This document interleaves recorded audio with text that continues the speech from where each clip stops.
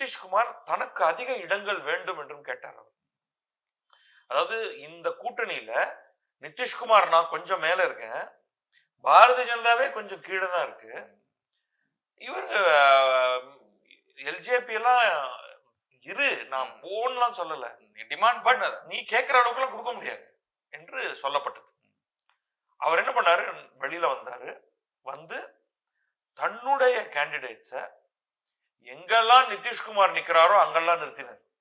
பாரதிய ஜனதா நிற்கக்கூடிய இடங்கள் ஒன்றிலும் அவர் எதிராக யாரையும் நிறுத்தல. விளைவு என்னாச்சுன்னா, என்டிஏ ஜெயிச்சது, ஆனா க்ளோஸ் மார்ஜின்.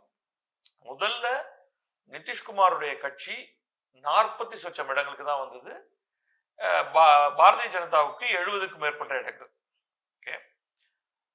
எதிர்ப்பக்கம் என்னாச்சுன்னா, யாருக்கு இதனால பலன்? நிதிஷ்குமாருடைய வெற்றி வாய்ப்பு குறைந்து ஆர்ஜேடியுடைய வெற்றி வாய்ப்பு அதிகரித்தது. ஆர்ஜேடி மட்டுமில்ல, காங்கிரஸ். அப்பொழுதே அந்த கூட்டணியில வந்து சிபிஐ எம்எல் இருந்தது. ஸோ அப்போ வந்து எல்ஜேபியோடைய சிராக் பாஸ்வானுடைய வேல்யூவை சென்ற சட்டமன்ற தேர்தலில் அவங்க புரிந்து கொண்டார்கள்.